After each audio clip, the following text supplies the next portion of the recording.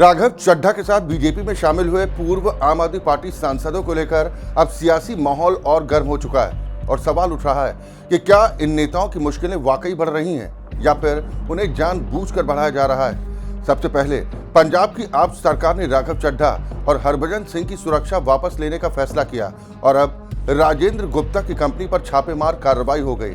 ये कार्रवाई पंजाब प्रदूषण नियंत्रण बोर्ड यानी कि पंजाब पॉल्यूशन कंट्रोल बोर्ड की टीम ने की, लेकिन मीडिया में इसे राजनीतिक बदले की कार्रवाई बताया जा रहा है। अब पूरा मामला समझिए। 24 अप्रैल को राघव चड्ढा ने संदीप पाठक और अशोक मित्तल के साथ दिल्ली के कॉन्स्टिट्यूशनल क्लब में एक प्रेस कॉन्फ्रेंस की, जहां उन्होंने 7 राज्यसभा सांसदों के बीजेपी में शामिल होने का ऐलान किया। इनमें विक्रम साहनी, स्वाति मालीवाल, हरभजन सिंह और राजेंद्र गुप्ता जैसे नाम भी शामिल थे। जिसके बाद आम आदमी पार्टी की तरफ से संजय सिंह ने प्रेस कॉन्फ्रेंस कर इन सभी सांसदों को गद्दार करार दिया और उनके खिलाफ दल बदल विरोधी कानून के तहत कार्रवाई की मांग की। हालांकि अब तक इस मामले में कोई ठोस कार्रवाई नहीं हुई। उल्टा 27 अप्रैल को राज्यसभा के सभापति ने इन सांसदों के बीजेपी में विलय को मंजूरी दे दी, जिससे राज्यसभा में बीजेपी की ताकत बढ़ गई। अब बात उस कानून की जिसको लेकर पूरा विवाद है, दल बदल विरोधी कानून।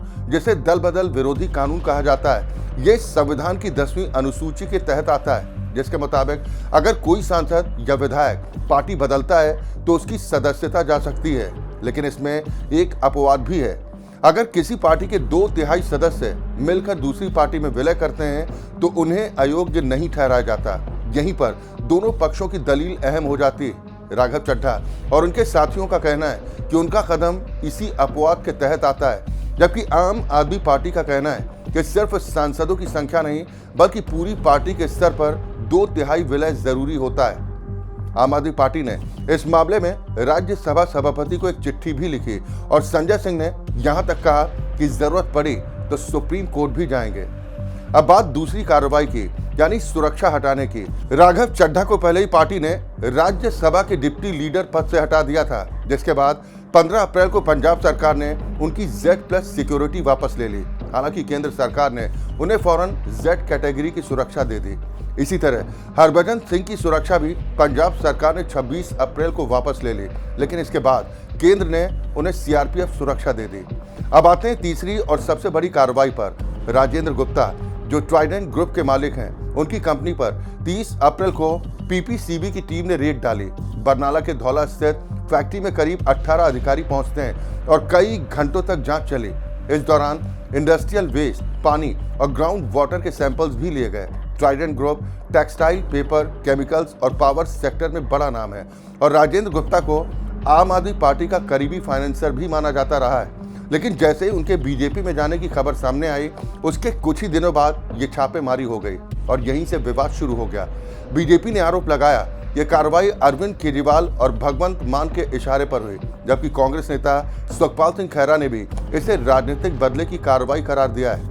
हालांकि आम आदमी पार्टी ने इन सभी आरोपों को खारिज कर दिया है। पार्टी प्रवक्ता नील गर्ग का कहना है कि ये सिर्फ एक रूटीन जांच थी और जब भी कोई शिकायत आती है तो पंजाब पॉल्यूशन कंट्रोल बोर्ड को जांच करनी ही पड़ती। दरअसल 2022 में भी ट्राइडेंट फैक्ट्री के खिलाफ किसानों ने प्रदूषण को लेकर प्रदर्शन किए थे।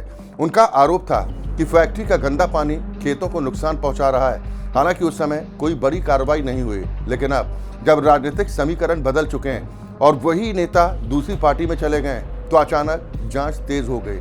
यही वजह अब सवाल उठ रहे हैं, क्या ये सिर्फ संयोग है या फिर राजनीति में बदले का एक और उदाहरण? सच्चाई क्या है ये तो जांच के बाद ही साफ होगा, लेकिन फिलहाल इस पूरे मामले ने राजनीति को ज्यादा गर्म कर दिया है। तो इस पूरे मामले में सियासत, कानून और कार्रवाई तीनों एक साथ चलते दिखाई दे रहे हैं। एक तरफ दल बदल का विवाद, दूसरी तरफ सुरक्षा हटाने के फैसले और अब छापेमारी का मुद्दा। क्या ये सब महज संयोग है या फिर राजनीति में दबाव बनाने की रणनीति? ये फैसला आपको करना है। आपकी इस मुद्दे पर क्या राय है हमें कमेंट कर जरूर बताएं और वीडियो पसंद आया हो तो लाइक करें और ऐसे ही गहराई के विश्लेषण के लिए चैनल को सब्सक्राइब करना ना भूलें। फिलहाल के लिए बस इतना ही। नमस्कार।